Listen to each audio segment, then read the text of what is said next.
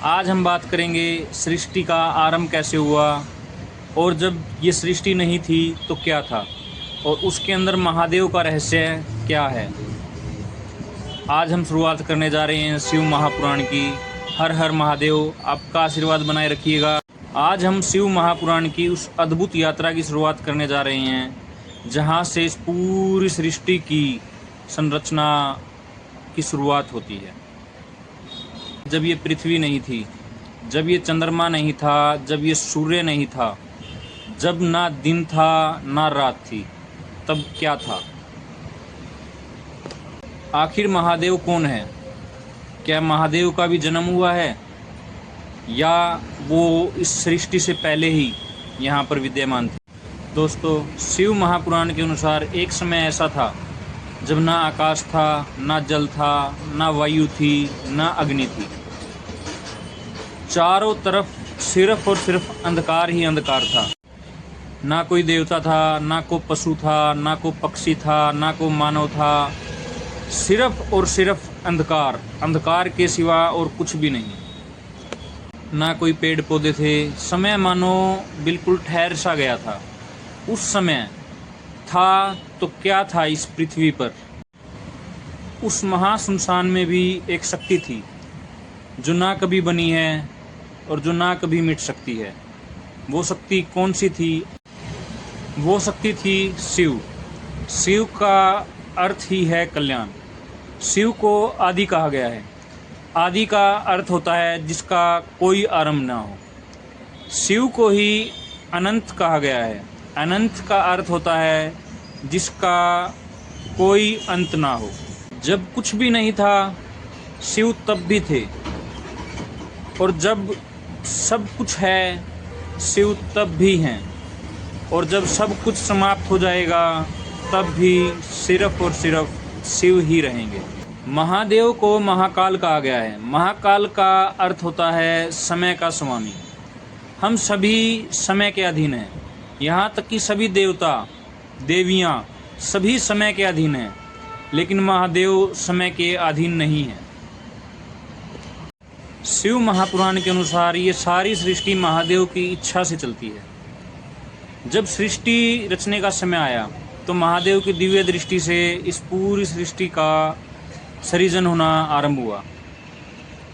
धीरे धीरे पूरे ब्रह्मांड में ऊर्जा का संचार होना स्टार्ट हुआ। सृष्टि को चलाने के लिए 3 महाशक्तियों की आवश्यकता थी। एक महाशक्ति तो शिव स्वयं थे, जो संहार का काम करते हैं, पृथ्वी को संतुलित करने का काम करते हैं। ब्रह्मा जो सृजन का काम करते हैं। विष्णु जो पालन का काम करते हैं। लेकिन यहाँ एक चीज़ का अर्थ हर बार गलत निकाल लिया जाता है। संहार का अर्थ विनाश नहीं होता। संहार का अर्थ होता है पुरानी चीज़ को बदल कर नई चीज़ को जगह देना। जिस प्रकार एक पेड़ गिरता है तो उसकी जगह नया पौधा आता है। महादेव का रूप भी अद्भुत है दोस्तों। जहाँ सिर पर चंद्रमा है, गले में सर्प है, पूरे जिस्म पर भभूति भस्म और जटाओं में गंगा जी बहती हैं। जहाँ चंद्रमा का अर्थ है शांति, गंगा माता का अर्थ है पवित्रता,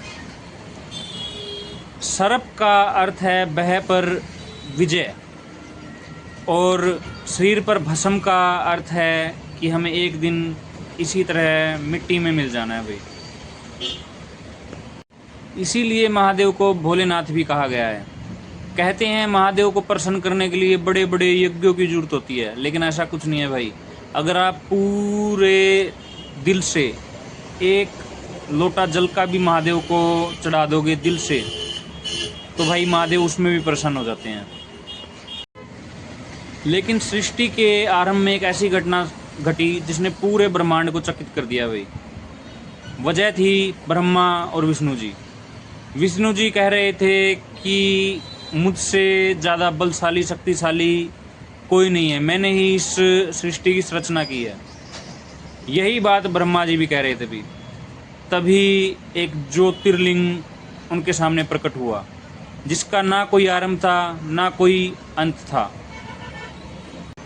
तब उस ज्योतिर्लिंग ने ब्रह्मा जी और विष्णु जी से कहा, अगर आप दोनों मेरा आरंभ और अंत ढूंढ लेंगे, जो भी मेरा आरंभ या अंत ढूंढने में कामयाब रहा वही आप दोनों में से बलवान है, वही इस सृष्टि का दाता है।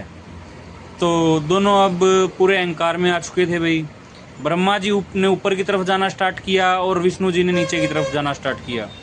जब कई लाख वर्ष बीत गए, ब्रह्मा जी ऊपर की ओर जाते रहे और विष्णु जी नीचे की ओर आते रहे, तब भी उसका आरंभ और अंत नहीं मिला। तो दोनों उसी स्थान पर वापस आ गए जहाँ ज्योतिर्लिंग ने उन दोनों को अपना आरंभ और अंत ढूंढने के लिए बोला था। विष्णु जी ने हाथ जोड़कर बोला कि प्रभु, मैं समझ गया हूँ कि कौन क्या है।